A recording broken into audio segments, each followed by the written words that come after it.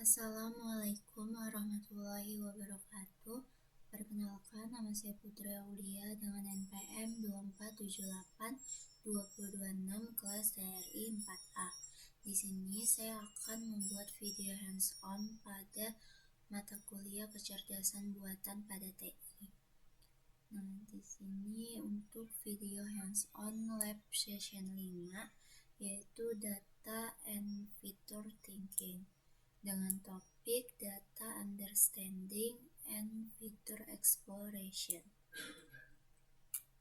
Jadi dalam video ini itu akan menunjukkan, menjelaskan, dan menjawab pertanyaan analitik dari setiap langkah praktikum yang telah dilakukan. Sebelumnya di sini saya telah melakukan langkah-langkah praktikum pada lab session 5. Nah, sebelumnya di sini saya akan membacakan deskripsi praktikumnya. Jadi pada pertemuan sebelumnya, mahasiswa telah mempelajari berbagai teknik pencarian untuk menemukan solusi dalam suatu permasalahan dengan asumsi bahwa aturan dan struktur masalahnya telah diketahui. Namun, pada banyak kasus nyata, hubungan antar variabel ini tidak diketahui secara eksplisit dan tidak dapat direpresentasikan dalam bentuk aturan sederhana. Nah, pada praktikum ini, mahasiswa akan menganalisis dataset transaksi untuk memahami pola perilaku pelanggan dan mengidentifikasi faktor-faktor yang berkaitan dengan pembatalan pesanan. Nah, fokus utama praktikum adalah pada pemahaman data dan eksplorasi fitur, bukan pada pembangunan model. Nah, di sini kita langsung saja ke langkah-langkah praktikumnya. Jadi pada langkah pertama itu merupakan data understanding. Yang bagian A itu load dataset menggunakan library Pandas, lalu menampilkan screenshot 5 baris pertama, jumlah baris dan kolom, serta nama kolomnya. Lalu pada bagian C itu identifikasi mana yang merupakan variabel target, fitur numerik, dan fitur kategorikal. Nah, langsung saja di sini kita buka Google Colab-nya. Pada data understanding itu kan load datasetnya menggunakan library Pandas. Nah, pada bagian A ini load dataset, jadi dia akan membaca dataset dari all_mount_clean.csv. Lalu di sini dia akan menampilkan 5 baris pertama dan menampilkan informasi struktur data seperti jumlah baris, kolom, dan tipe data. Lalu pada kode ini juga akan menampilkan nama kolom dan tipe datanya untuk ngecek mana yang angka dan yang string. Nah, bisa kita lihat di sini outputnya dia akan menampilkan 5 baris pertama. Itu bisa kita lihat ya, di sini terdapat kolom order ID, total underscore QTY, total weight gram, lalu total return gitu ya, total diskon, dan masih banyak ya di sini. Jadi di sini dia akan menampilkan 5 baris pertama dari dataset all_mount_clean. Lalu di sini juga terdapat jumlah baris.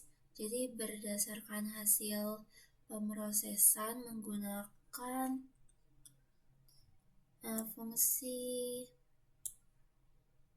menggunakan fungsi df, fungsi set.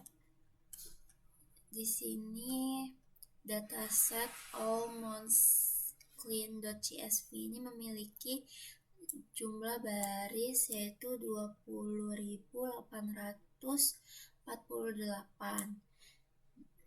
dan di sini juga jumlah kolomnya 19 kolom. Nah, di sini juga kita tuh bisa melihat info kolom dan tipe dari masing-masing kolomnya. Bisa kita lihat di sini contohnya order ID itu objek, lalu total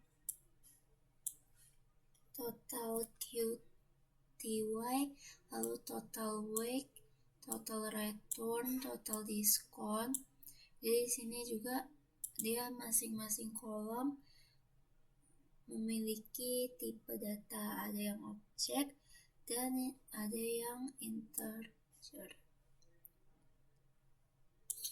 Lalu pada bagian nomor 1 yang C, yaitu identifikasi variabel target, fitur numerik, dan fitur kategorikal. Nah, jadi di sini untuk variabel targetnya yaitu status pesanan atau variabel turunan is cancel, karena kolom status pesanan ini itu merupakan variabel utama yang ingin kita prediksi atau dianalisis pola seperti batal atau selesainya. Lalu untuk fitur numerik itu bisa kita lihat terdapat total QTY, total Y-gram, total return, total diskon, lalu 6 produk kategoris, ongkir kirim dibayar oleh pembeli, estimasi potongan biaya pengiriman, lalu di sini juga total pembayaran, dan di sini terakhir perkiraan ongkos kirim. Jadi fitur numerik ini yang berisi angka-angka. Lalu untuk fitur kategorikal itu bisa kita lihat terdapat produk kategoris, alasan pembatalan, lalu opsi pengiriman, metode pembayaran, kota atau kabupaten, dan provinsi. Jadi fitur kategorikal ini berisi data kategori atau seperti huruf-huruf gitu. Selanjutnya untuk langkah kedua yaitu data pre-processing. Nah, pada bagian A itu membuat fitur baru yaitu is cancel dari status pesanan, lalu yang kedua is COD dari metode pembayaran. Lalu pada bagian B itu mengekstrak informasi waktu dengan mengambil jam atau hours dari kolom waktu pesanan. Pada bagian C itu membuat minimal satu fitur tambahan berdasarkan analisis. Lalu setelah langkah bagian A, B, C ini sudah, itu kita simpan datasetnya yang sudah dimodifikasi pada poin ini itu dengan nama dataset processes npm.csv. Nah, langsung saja di sini terdapat kode ya untuk membuat fitur baru yaitu is cancel dan is COD. Lalu pada bagian B itu mengekstrak informasi waktu dengan mengambil jam dari kolom waktu pesanan dengan menggunakan format mix. Jadi agar tidak error jika format tanggalnya ini berbeda-beda. Lalu pada bagian C itu membuat minimal satu fitur tambahan berdasarkan analisis. Nah, jadi analisisnya itu dengan membagi waktu pemesanan menjadi kelompok waktu untuk mempermudah analisis pola. Nah, di sini dengan membagi waktunya seperti dini hari, pagi sampai sore, serta malam. Lalu pada bagian D itu setelah bagian A, B, C ini sudah, itu datasetnya itu disimpan ke nama data proses NPM. Lalu untuk menampilkan hasil untuk verifikasi. Jadi untuk membuat fitur baru itu dibuat dua fitur binar, yaitu is cancel untuk menandai status pesanan dan is COD untuk mengidentifikasi metode pembayaran COD dengan tujuannya itu untuk mempermudah perhitungan persentase pembatalan secara sistematis. Lalu untuk bagian ekstra informasi waktu itu dengan mengambil jam dari kolom waktu pesanan. Nah, tujuannya ini untuk mengetahui pada jam berapa pembeli ini paling sering melakukan pemesanan dan jam berapa yang pembeli ini paling rawan untuk membatalkan pesanan. Lalu pada bagian C itu membuat minimal satu fitur tambahan. Nah, berdasarkan order horse-nya ini ya, itu dibuat fitur tambahan dengan bernama time group. Ini time group seperti pagi sore itu jam 6 sampai jam 6 pagi sampai jam 6 sore. Lalu dini hari itu dari jam 12 malam sampai jam 5 subuh. Lalu untuk kategori time group malam itu dari jam 7 malam sampai jam 11 malam. Nah, tujuannya ini adalah untuk menyederhanakan segmentasi waktu pemesanan. Nah, bisa kita lihat juga ini hasil output untuk langkah yang kedua. Jadi dataset ini telah berhasil disimpan dengan nama data proses _24782026.csv. Nah, data yang telah diproseskan telah disimpan atau ke file baru dengan nama data proses 24782026.csv. Nah, dengan pemisahan sini bisa kita buka ya. Ini untuk isi file dari data proses yang telah kita lakukan. Nah, bisa kita lihat berdasarkan output fitur barunya itu telah berhasil terbentuk dengan benar. Nah, contohnya itu kayak order ID. Coba kita lihat order ID.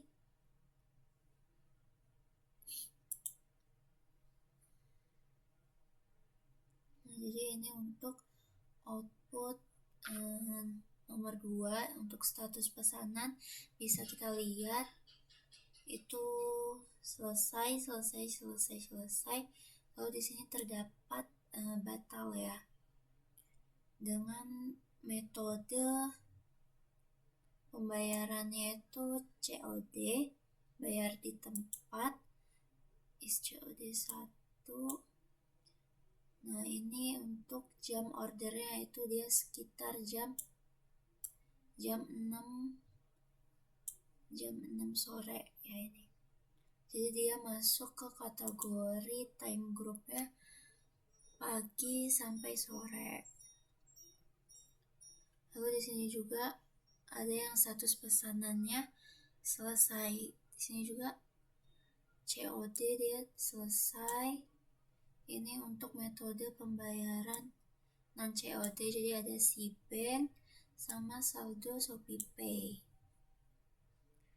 Nah, lanjut ke langkah nomor 3 yaitu fitur exploration. Jadi pada bagian A itu pilih minimal 3 fitur yang diduga mempengaruhi pembatalan pesanan. Lalu pada bagian B itu menjelaskan hubungan logis antara fitur dan target dan alasan pemilihan fitur yang telah kita pilih. Nah, ini untuk kode nomor 3 ya, fitur exploration untuk mencari bukti hubungan fitur dan target. Nah, jadi untuk fitur pertama bisa kita lihat di sini yaitu fiturnya itu metode pembayaran atau ISCOD, bukti hubungan ISCOD dengan pembatalan. Nah, hubungan logis dan alasannya itu karena metode COD ini sering dianggap memiliki resiko batal yang lebih tinggi karena pembelinya itu tidak mengeluarkan uang di muka atau jadi kan kalau COD bayarnya di tempat, jadi dia tuh setelah mesen itu nggak langsung bayar, jadi nunggu barangnya itu nyampe di tempat. Tapi berdasarkan data ditemukan bahwa persentase pembatalan antara non COD itu bisa kita lihat ya di sini pada outputnya. Persentase pembatalan berdasarkan metode pembayaran yang non COD itu 13,81%, sedangkan yang COD itu sebesar 13,38%, hampir sama ya. Yang dimana hal ini menunjukkan bahwa pada dataset ini perilaku pembatalannya ini tersebar merata di kedua metode pembayaran. Jadi nggak cuma COD tetapi non COD juga bisa melakukan pembatalan. Lalu untuk fitur 2 yaitu di sini untuk kodenya 2 bukti fitur jam order horse dengan pembatalan itu dibagi menjadi 3 kelompok, yaitu pagi, sore, malam, dan dini hari. Nah, untuk outputnya ini bisa kita lihat ya di sini. Jadi hubungan logis dan alasannya. Jadi waktu pesanan juga ini mempengaruhi kondisi impuls buying yang kayak dia tuh membelinya secara spontan tanpa memikirkan apakah barang yang dia pesan ini benar-benar kebutuhannya atau bukan. Jadi berdasarkan bukti angka untuk kelompok dini hari itu sekitar jam 12 malam sampai jam 5 subuh itu memiliki persentase pembatalan tertinggi yaitu 16%, dibandingkan jam pagi sore ini. Untuk pagi sore jam 6 pagi sampai jam 6 sore itu persentasenya 13,39%. Lalu untuk yang malam hari itu sekitar jam 7 malam sampai jam 11 malam, itu persentase pembatalannya 13,39%. Jadi untuk yang malam dan pagi ini persentase pembatalannya itu mirip ya. Jadi dari hasil output persentase pembatalan berdasarkan waktu pesanan ini menunjukkan transaksi dini hari itu lebih rawan untuk dibatalkan. Bisa kita lihat dari data yang telah diberikan, yaitu dia lebih tinggi di dini hari. Lalu untuk yang nomor 3, yaitu bukti hubungan total pembayaran dengan pembatalan, yang dimana ini tuh dibagi menjadi pesanan murah versus mahal menggunakan median sebagai pembatasnya. Nah, untuk outputnya bisa kita lihat ya di sini. Jadi fitur ketiga yaitu nominal transaksi atau price kategori. Ya, price kategori. Nah, hubungan logis dan alasannya. Nah, nominal transaksi yang biasanya dipikirkan lebih matang oleh pembeli. Hasil eksplorasi ini menunjukkan perbedaan yang sangat mencolok. Bisa kita lihat ya di sini. Nah, untuk kelompok murah itu memiliki tingkat pembatalan sekitar 26,67%, sedangkan untuk yang mahal itu memiliki tingkat pembatalan 0%, yang dimana bisa kita lihat ini perbedaannya itu sangat jauh ya, yang membuktikan bahwa pembeli ini jauh lebih berkomitmen menyelesaikan transaksi pada produk dengan nilai yang lebih murah. Itu ya. Ya, ini bisa kita lihat. Untuk menyelesaikan transaksi pada produk yang dengan nilai yang lebih tinggi ya. Nah, jadi di sini bisa kita lihat untuk kategori mahal itu dia 0% untuk persentase pembatalan berdasarkan nominal transaksinya. Selanjutnya ke langkah keempat, yaitu analisis. Jadi pada langkah keempat itu melakukan analisis berikut. Bisa kita lihat pada bagian A itu menghitung persentase pembatalan dari COD versus non-COD. Lalu pada bagian B, analisis hubungan ongkos kirim dengan pembatalan. Lalu pada bagian C, analisis hubungan jumlah produk dengan pembatalan. Nah, ini untuk nomor 4 ya. Jadi di sini kodenya itu akan membuat kelompok ongkos kirim. Ada mahal itu lebih dari 15.000.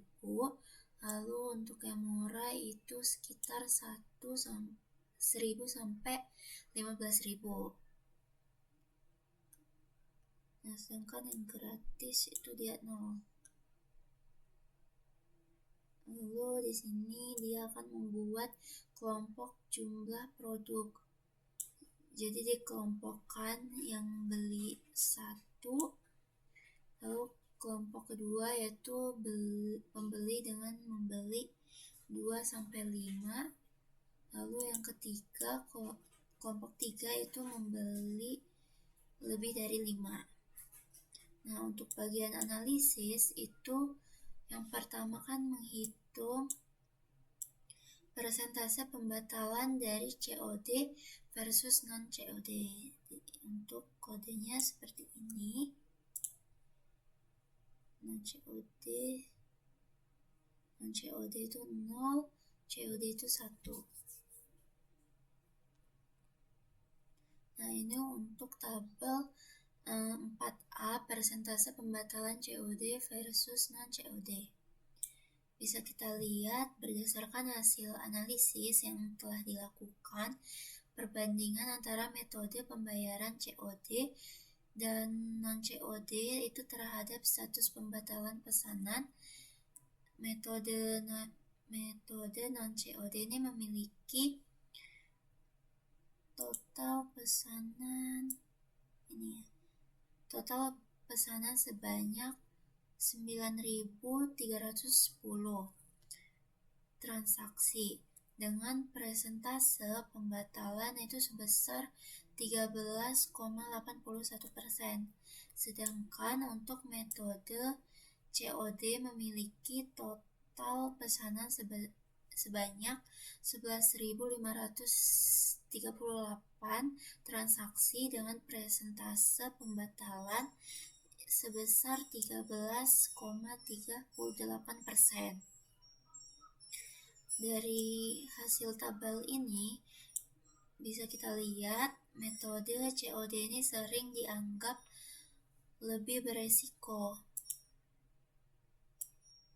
COD yang ini ya, COD lebih beresiko, namun pada dataset ini menunjukkan bahwa perilaku pembatalan pesanan di toko ini tuh tidak didominasi oleh satu metode pembayaran saja, melainkan terjadi secara merata baik pada pembeli COD maupun pembeli yang sudah membayar dengan metode non-COD seperti ShopeePay, Cbank, dan yang lain-lain. Nah, selanjutnya untuk bagian B itu analisis hubungan ongkir kirim dengan pembatalan. Nah, ini bisa kita lihat outputnya untuk tabel B analisis ongkir kirim dan versus pembatalan. Nah, berdasarkan hasil analisis tabel 4B ini ditemukan pola unik di mana pesanan dengan gratis ongkir, ini ya gratis ongkir, itu justru memiliki tingkat pembatalan tertinggi sebesar 19,44%. Nah, sebaliknya pesanan dengan ongkir murah dan mahal ini memiliki pembatalan 0%. Yang dimana bisa kita lihat hal ini tuh menunjukkan bahwa kemudahan mendapatkan gratis ongkir, kemungkinan ini membuat pembelinya tuh lebih mudah melakukan pembatalan tanpa merasa rugi karena mereka tuh mendapatkan ongkos kirimnya tuh gratis atau 0 rupiah. Lalu untuk bagian C itu analisis hubungan jumlah produk dengan pembatalan. Nah, ini untuk kodenya ya. Lalu di sini untuk hasil output tabel 4C analisis jumlah produk versus pembatalan. Nah, berdasarkan hasil analisis tabel 4C, pembeli yang memesan produk dalam jumlah banyak sekitar lebih dari 5 ya, ini itu memiliki resiko pembatalan tertinggi sebesar 17,67%, diikuti dengan kelompok jumlah produk yang membeli satu produk itu dengan persentase 14,22%. Dan yang paling rendah itu bisa kita lihat dengan membeli 2-5 dengan persentase 11,72%, yang dimana output ini menunjukkan mengidentifikasikan bahwa pesanan dalam jumlah besar ini lebih rawan dibatalkan karena faktor ketersediaan stok atau pertimbangan ulang nominal belanja. Mungkin karena itu makanya dia persentase pemesanannya itu lebih tinggi. Lalu untuk langkah kelima itu segmentasi. Pada bagian A, bagi data menjadi minimal 2 kelompok berdasarkan fitur tertentu. Bagian B itu hitung tingkat pembatalan pada masing-masing kelompok. Pada bagian C itu menentukan kelompok dengan resiko pembatalan tertinggi. Kita langsung saja di sini untuk kode langkah kelima, segmentasi data. Ini untuk kode bagian A dan B, yaitu membagi data menjadi kelompok ISCOD dan time group, lalu menghitung tingkat pembatalannya. Lalu untuk bagian C itu menentukan kelompok dengan resiko pembatalan. Di sini dia akan menampilkan kesimpulan. Nah, bisa kita lihat untuk output tabel 5 segmentasi resiko pembatalan.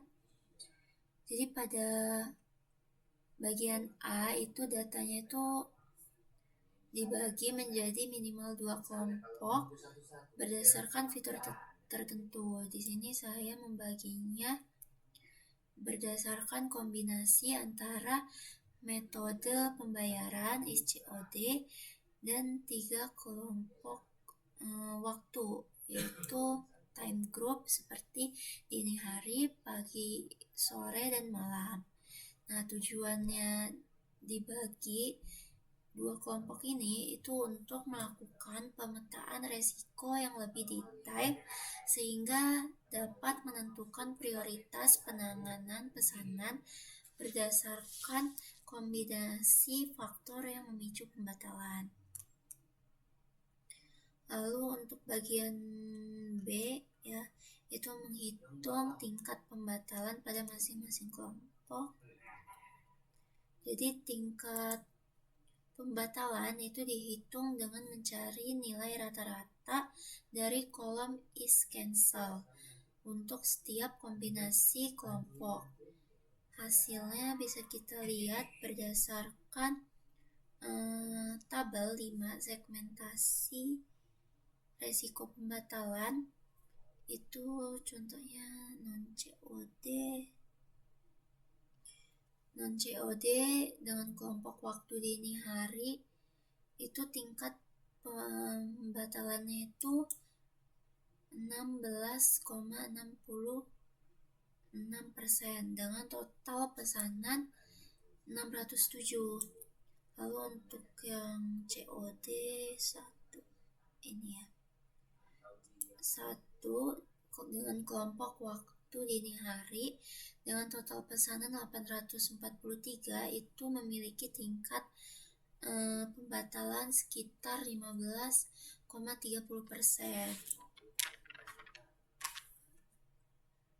Lalu pada bagian C itu menentukan kelompok dengan resiko pembatalan tertinggi. Untuk kelompok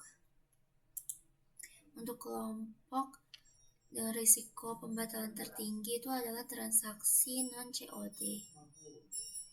Nah, bisa kita lihat ya, non-COD yang dilakukan pada waktu dini hari sekitar jam 12 malam sampai 5 subuh dengan tingkat resiko sebesar 16,96%. Jadi hal ini nih menunjukkan bahwa pesanan yang dibuat di jam tidur ini memiliki tingkat rawan pembatalan yang lebih tinggi dibandingkan jam operasional normal seperti pagi, sore, dan malam itu. Jadi terlepas dari metode pembayaran yang digunakan. Nah ini ya. Nah jadi kesimpulannya, hal ini tuh menunjukkan bahwa transaksi non-COD pada jam dini hari, jam 12 malam sampai jam 5 subuh memerlukan perhatian khusus atau konfirmasi lebih cepat untuk mencegah pembatalan pemesanan. Selanjutnya ke nomor 6, yaitu analisis konflik. Pada bagian A itu menemukan satu data yang sesuai dengan pola umum dan satu data yang bertentangan. Nah, ini untuk menemukan data yang sesuai pola umum, contohnya itu pesanan COD yang batal. Lalu untuk menemukan data yang bertentangan atau konflik, contohnya itu pesanan COD yang selesai. Meskipun COD ini sering batal, banyak juga yang sukses. Nah, bisa kita lihat ya, satu data. Nah, untuk data sesuai pola umum, itu bisa kita lihat order ID-nya, yaitu ORD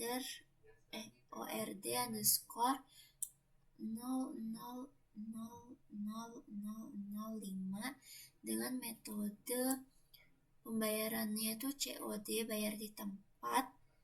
Status pesanannya ini batal. Lalu untuk data yang bertentangan atau konflik, contohnya COD dengan status pesanan selesai, bisa kita lihat ini contohnya yang order ID ORD underscore 000002 dengan metode pembayaran dengan kondisi metode pembayaran COD, bayar di tempat, tetapi statusnya ini status pesanannya ini selesai dengan total pembayaran 18.576.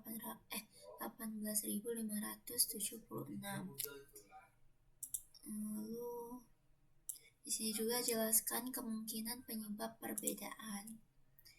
Untuk penyebab perbedaan sesuai pola yang COD batal, pada data ini pembatalan terjadi kemungkinan karena metode COD itu tidak mewajibkan pembeli membayar di muka, yang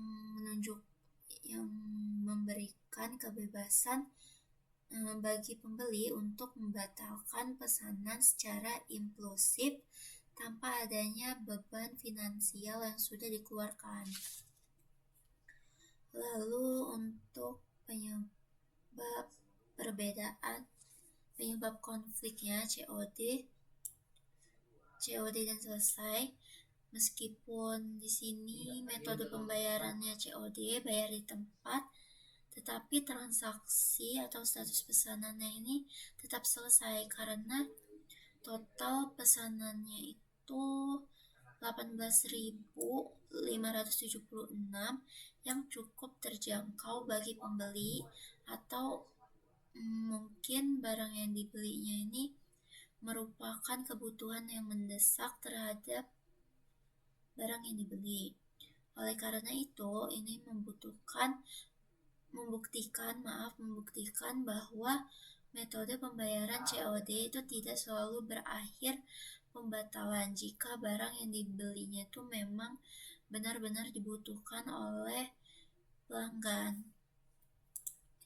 Lalu untuk nomor 7, refleksi, itu menjawab pertanyaan. Yang A, apakah pola dalam data dapat dijelaskan dengan aturan sederhana? Jadi jawabannya itu iya, terdapat pola sederhana yang terlihat. Misalnya itu pesanan pada dini hari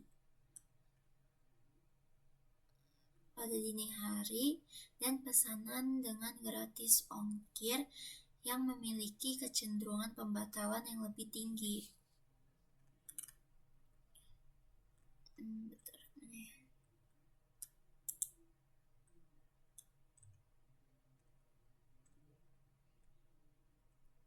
yang ini ya, waktu yang lebih tinggi.